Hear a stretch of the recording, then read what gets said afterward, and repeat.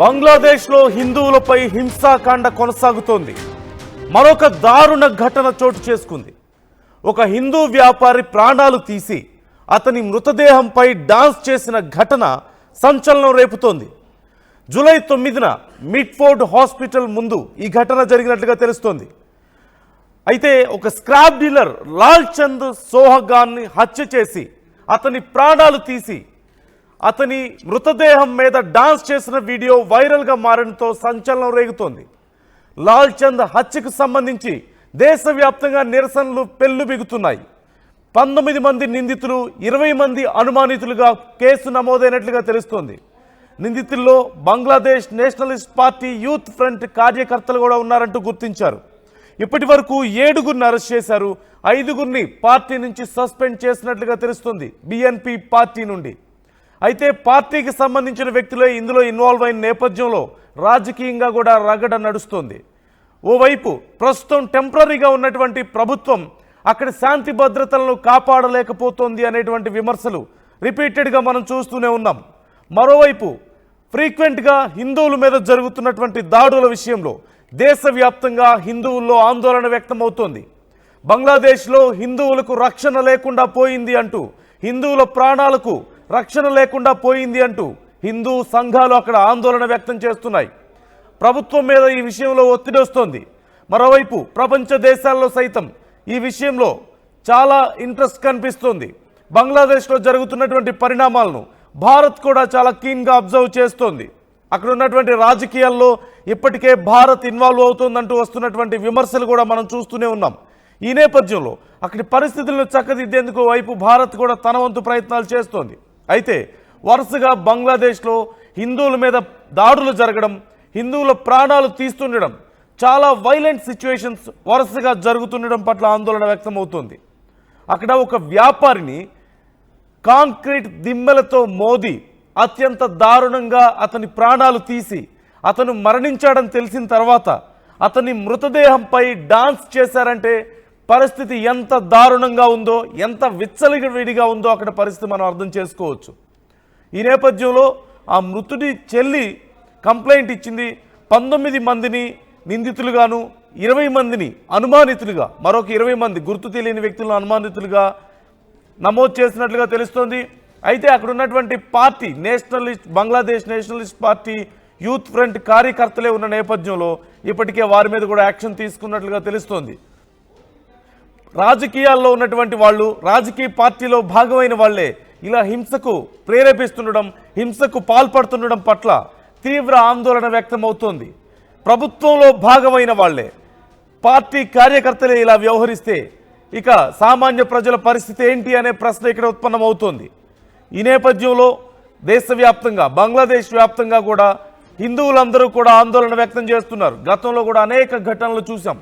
హిందూ దేవాలయాలు కూల్చడం, హిందువుల ఇళ్లలోకి చొరబడి దాడులు చేయడం, అలాగే పని విషయంలో కూడా, అక్కడ ఉద్యోగాల విషయంలో కూడా హిందువుల మీద తీవ్రమైనటువంటి వివక్ష ఉంది అంటూ అనేక సందర్భాల్లో వచ్చినటువంటి వార్తలు మనం చూసాం. వీటన్నిటితో పాటు హిందువుల మీద వరుసగా జరుగుతున్నటువంటి మూక దాడులు ఇప్పుడు బంగ్లాదేశ్ వ్యాప్తంగా పెద్ద చర్చను లేవనెత్తుతున్నాయి. హిందువుల్లో ఆందోళన కారణం అవుతున్నాయి. ఈ అంశానికి సంబంధించి అసలు ఏం జరిగింది, ఏం చర్యలు తీసుకుంటున్నారు అనే అంశానికి సంబంధించి పూర్తి సమాచారం మా ప్రతినిధి పెట్రిషియా అడిగి తెలుసుకుందాం. పెట్రిషియా, ఈ ఘటనకు సంబంధించి ఏం చర్యలు తీసుకుంటున్నారు? ఇంత దారుణం జరుగుతుంటే హిందూ సంఘాలు మరి ఎలా రియాక్ట్ అవుతున్నాయి? ఎలాంటి చర్యలను వారు డిమాండ్ చేస్తున్నారు? బంగ్లాదేశ్ లో హిందువుల పైన ఇంకా వైలెన్స్ కొనసాగుతుంది. ఒకవైపు శవం పైన డాన్స్ చేసిన బంగ్లాదేశియన్స్ అని కూడా ప్రస్తుతం అయితే వైరల్ అవుతున్న వీడియో అంతా కూడా వైరల్. స్క్రాప్ డీలర్ అతను కూడా తెలుస్తుంది, లాల్ చంద్ అతని పేరు. అతను అతి దారుణంగా స్క్రాప్ డీలర్ ని హత్య చేసి వరల్డ్ వైడ్ అంతా కూడా ఇప్పుడు చర్చనీయాంశంగా మారింది. దాదాపు 20 మందికి పైన సస్పెక్ట్స్ అయితే ఉన్నారు. 19 మెంబర్స్ అయితే అక్యూజ్. అంటే అంతమంది కలిసి ఒక వ్యక్తిని అతి దారుణంగా బండరాయితో మోదీ అతి రోడ్డు మీద ఈడ్చుకు వెళ్ళడం, ఆ తర్వాత నూరు పోగు లేకుండా అతని దుస్తులు మొత్తం కూడా చినగొట్టడం, ఇదంతా కూడా చేశారు. ఇప్పటికే ఒక హిందూ వ్యాపారి పైన ఇంత దారుణంగా హత్య చేయడము, కాంక్రీట్ తోని కానీ అతని మోదీ మరి కొట్టి మరీ చనిపోయారు. దీనిపైన బంగ్లాదేశ్ అంతా కూడా ప్రస్తుతం చర్చనీయాంశంగా మారిన సిచ్యువేషన్ కనిపిస్తుంది. అదే కాకుండా మృతదేహం పైన దూకుతూ డాన్స్ చేస్తూ రచ్చ చేశారు. ఇప్పటికే బంగ్లాదేశ్ లో ఉన్న హిందువులందరూ కూడా సెక్యూరిటీ లేదంటూ కూడా తీవ్రమైన ఆగ్రహం వ్యక్తం చేస్తున్నారు. ఇదంతా కూడా ఒక హాస్పిటల్ ముందైతే జరిగింది. మిడ్ఫోర్ట్ హాస్పిటల్ దగ్గరనే ఈ ఘటన జూలై 9th రోజు జరిగింది. ఇప్పటి వరకు కూడా యాక్టివిస్టులు బంగ్లాదేశ్ నేషనల్ పార్టీ యూత్ వాళ్ళు కూడా హిందువుల పైన అటాక్ చేస్తున్నారంటూ కూడా సమాచారం అయితే తెలుస్తుంది. అదే కాకుండా అనేక సార్లు హిందువుల పైన ఇటువంటి దుర్ఘటనలు జరుగుతూ ఉన్నాయి. ఏమాత్రం హిందువులకి భద్రత లేదు అంటూ కూడా అక్కడున్న హిందూ సంఘాలు కానీ అందరూ మాట్లాడుతున్న పరిస్థితి అయితే కనిపిస్తుంది. సోషల్ మీడియా అంతా కూడా ఈ వీడియోని కూడా వైరల్ చేశారని కూడా తెలుస్తుంది. వాళ్ళ సోషల్ మీడియా హ్యాండిల్ ద్వారానే ఇదంతా కూడా జరిగింది. అదే కాకుండా లాల్చంద్ సిస్టర్ కంప్లైంట్ ఇవ్వడంతో ఈ ఘటనను కూడా ఇన్వెస్టిగేట్ చేసి దాదాపు 5 మాత్రం అరెస్ట్ చేశారని తెలుస్తుంది. దీంట్లో 4 మాత్రము ఇంకా ఇప్పటికే ఈ తాత్కాలిక ప్రభుత్వం అయితే బంగ్లాదేశ్ లో ఉందో హింసను అరికట్టలేకపోతున్నారంటూ కూడా చెప్తున్నారు. అదే కాకుండా లాల్చంద్ సిస్టర్ కంప్లైంట్ మేరకు కూడా 19 మెంబర్స్ ని అక్యూజ్ గా 20 మందిని సస్పెక్ట్ గా పెట్టారు. దీంట్లో 5 మాత్రం తక్షణమే అరెస్ట్ చేశారు. మిగతా కొంతమంది కోసం కూడా గాలింపు చర్యలు కొనసాగుతున్నాయని కూడా మొత్తం మీద అయితే తెలుస్తుంది. ఇప్పటికే అనేక మంది అనేక రకాలుగా మాట్లాడుతున్న పరిస్థితి కనిపిస్తుంది. కానీ ఇదంతా కూడా హిందువులని ప్రశాంతంగా బంగ్లాదేశ్ లో బ్రతకనివ్వట్లేదంటూ కూడా ఈ నెలలోనే దాదాపు అనేక ప్రొటెస్ట్లు చేసిన పరిస్థితి కనిపిస్తుంది. ఒకవైపు సేఫ్టీ అనేది అసలు హిందువులకి సేఫ్టీ సెక్యూరిటీ అసలు లేదంటూ కూడా కొన్ని మైనారిటీ కమ్యూనిటీస్ వాళ్ళందరూ కూడా బయటకు వచ్చి మాట్లాడే పరిస్థితి కనిపిస్తుంది. హిందువుల కమ్యూనిటీల పైన కూడా దాడులు చేస్తున్నారు, న్యూమరస్ గా వైలెన్స్ ని ఎంకరేజ్ చేస్తున్నారు అంటూ కూడా చెప్తున్నారు. వాళ్ళ బిజినెస్ ని కానీ గుళ్ళు కానీ లేకపోతే టెంపుల్స్ ఇవన్నీ కూడా దగ్ధం చేస్తున్నారంటూ కూడా బంగ్లాదేశ్ లో ఉన్న వాసుల పైన హిందువులు మాట్లాడుతున్న పరిస్థితి అయితే కనిపిస్తుంది. ఇదే కాకుండా Bangladesh Hindu Buddhist Christian unity council BHB-COP వాళ్ళు కూడా థౌజండ్స్ ఆఫ్ పీపుల్ ఇటువంటి వీళ్ళకి ఇంకా హిందువులకి కూడా గొడవలు జరుగుతున్నాయి. ఇటువంటి న్యూమరస్ గా ఇన్సిడెంట్స్ ఈ తరచు కాలంలో జరుగుతున్నాయి. అసలు మాకు ప్రశాంతం లేకుండా పోతుందంటూ కూడా అక్కడ ఉన్న హిందువులు మాట్లాడుతున్న పరిస్థితి అయితే కనిపిస్తుంది. ఇదే కాకుండా ప్రధానంగా హిందూ లీడర్స్ ని కూడా టార్గెట్లు చేస్తున్నారు. మొన్న చూసుకుంటే కూడా మాక్ చిన్నబోయిన కృష్ణదాస్ బ్రహ్మచారిని కూడా అతన్ని కూడా అరెస్ట్ చేశారు. సెక్యూరిటీ ఫోర్స్ కానీ వీళ్ళందరూ కూడా వాళ్ళకే సపోర్ట్ చేస్తున్నారు. ఏమాత్రం హిందువులకి కొంచెం కూడా భద్రత లేదు, ఖచ్చితంగా మాకు భద్రత ఉండాలంటూ కూడా వాళ్ళు రోడ్లు ఎక్కి మరి నిరసన వ్యక్తం చేస్తున్న పరిస్థితి కనిపిస్తుంది. అదే కాకుండా కేసులు హిందువుల పైన పెట్టిన కేసులంతా కూడా విత్డ్రాలు చేయాలి. అదే కాకుండా జస్టిస్ అకౌంటబిలిటీ అనేది ఉండాలి, మాకు న్యాయం జరగాలంటూ కూడా పలువురు బయటకు వచ్చి మాట్లాడుతున్న పరిస్థితి కనిపిస్తుంది. Right, thank you Patricia. మరోవైపు తాత్కాలికంగా ఉన్నటువంటి ప్రభుత్వం మహమ్మద్ యూనస్ ప్రభుత్వం హిందువుల విషయంలో ఈ వరుస దాడులను మూక దాడులను అరికట్టలేకపోతుంది అంటూ వస్తున్నటువంటి విమర్శలు మనం చూస్తూనే ఉన్నాం. మనందరికీ తెలిసిన విషయమే. అక్కడ షేక్ హసీనా గత ప్రధాని షేక్ హసీనా విషయంలో జరిగినటువంటి తిరుగుబాటు, ఆవిడ కనిపించకుండా పోవడం, ప్రభుత్వం కూలిపోవడం, ఆ తర్వాత తాత్కాలికంగా అక్కడ మహమ్మద్ యూనస్ అధికారాన్ని చేపట్టడం మనం చూసాం. ఈ నేపథ్యంలో 2026లో వచ్చే ఏడాదిలో సుమారుగా ఏప్రిల్ సమయంలో అక్కడ ఎన్నికలు నిర్వహిస్తాము, ఎన్నికలు నిర్వహించడమే ఇక్కడ ఉన్నటువంటి అనిశ్చితికి మనం ఒక పరిష్కారాన్ని చూపించినట్లు అవుతుంది అంటూ అక్కడ భావించారు. ఈ నేపథ్యంలో అప్పటి వరకు కూడా మహమ్మద్ యూనసే ఆయన ప్రభుత్వాన్ని కొనసాగించబోతున్నారు. అయితే తాత్కాలిక ప్రభుత్వంలో వ్యవస్థలు సరిగా నడవడం లేదని, అవినీతి విపరీతంగా పెరిగిపోయిందని, అలాగే ముఖ్యంగా హిందువుల మీద మూకదాడులు చాలా పెరిగిపోతున్నాయంటూ వస్తున్నటువంటి విమర్శలు మనం చూస్తూనే ఉన్నాం.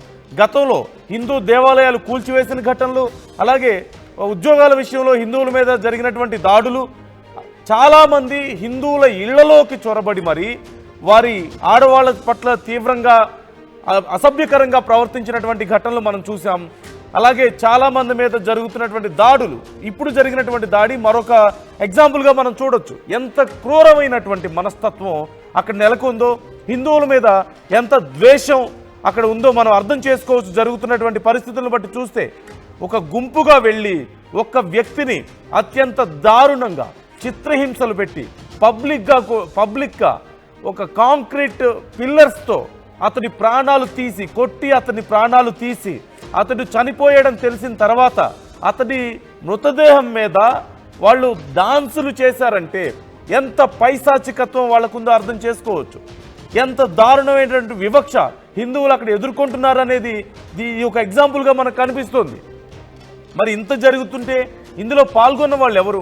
అక్కడి బిఎన్పి పార్టీ, బంగ్లాదేశ్ నేషనలిస్ట్ పార్టీలో ఉన్నటువంటి మెంబర్సే ఇలా పాల్గొన్నారు. అంటే రాజకీయంగా యాక్టివ్గా ఉన్నవాళ్ళు, చదువుకున్న వాళ్ళు, సమాజంలో మార్పు తేవడానికి భాగమైన వాళ్ళే ఇంత దారుణాలకు పాల్పడుతున్నారంటే ఇక సామాన్య ప్రజల్లో ఎంత దారుణమైనటువంటి వ్యతిరేకత, ఎంత ఈర్ష్య, లేదంటే ఎంత కోపం హిందువుల మీద ఉందో మనం అర్థం చేసుకోవచ్చు. చాలా సందర్భాల్లో బంగ్లాదేశ్లో హిందువుల పట్ల జరుగుతున్నటువంటి ఈ దాడుల విషయంలో ప్రపంచవ్యాప్తంగా కూడా చర్చనీయాంశమైన విషయాన్ని మనం చూసాం.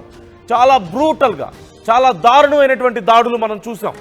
గుంపులుగా వెళ్ళి హిందువుల ఇళ్ల మీద రాత్రికి రాత్రే హిందువుల ఇళ్లలో చొరబడి అక్కడ ఉన్నటువంటి మహిళలను ఎత్తుకుపోయి వాళ్ళ మీద అత్యాచారాలు చేసినటువంటి ఘటనలు మనం చూసాం. అక్కడ ఉన్నటువంటి హిందూ నాయకుల్ని బెదిరించి ఎన్నికల్లో నిలబడకుండా చేసినటువంటి ఘటనలు మనం చూసాం. రాజకీయాల్లోకి రానివ్వకుండా, అక్కడ ఉద్యోగాల్లో చేరనివ్వకుండా, చదువుకున్న వాళ్ళని బెదిరించి ఉద్యోగాల నుంచి తీసేసినటువంటి ఘటనలు మనం చూసాం.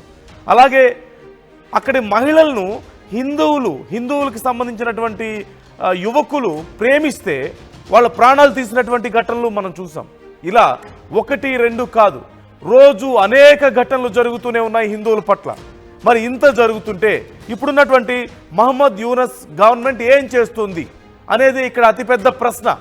అక్కడ రాజకీయాల్లో ఇక్కడ భారతదేశం కూడా ఇన్వాల్వ్ అవుతోంది. అది తప్పు అని చెప్పేసి పాకిస్తాన్ లాంటి దేశాలు ఏడుస్తున్నటువంటి తీరు కూడా మనం చూస్తూనే ఉన్నాం. భారతదేశానికి ఆనుకొని ఉన్నటువంటి దేశాలు, భారతదేశం యొక్క బోర్డర్ని పంచుకుంటున్నటువంటి దేశాల్లో హిందువుల పరిస్థితి ఓవైపు పాకిస్తాన్లో చూసాం.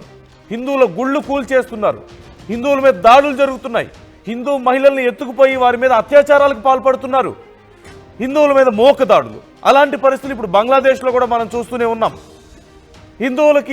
హిందువులకి ఇతర దేశాల్లో, బోర్డర్ని పంచుకుంటున్నటువంటి దేశాల్లో, ముస్లిం దేశాల్లో రక్షణ కరువైంది అనడానికి ఇంతకు మించిన ఎగ్జాంపుల్స్ ఏముంటాయి?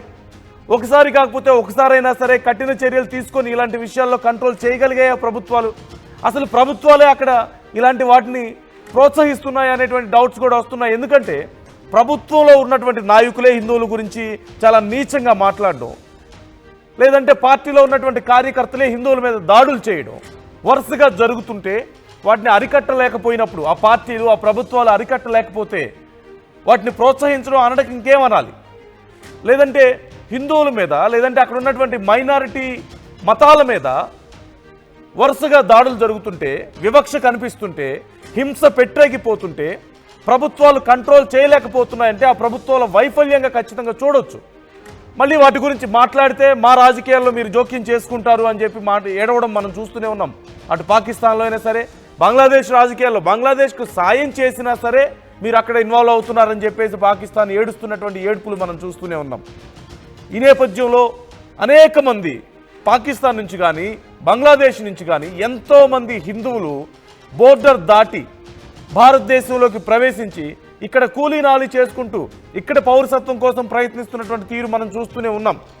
అసలు భారతదేశం ఒక్కసారి ఓకే చెప్తే కొన్ని వేల మంది హిందువులు, లక్షల మంది హిందువులు బంగ్లాదేశ్ నుంచి, పాకిస్తాన్ నుంచి భారతదేశానికి రావడానికి సిద్ధంగా ఉన్నారు.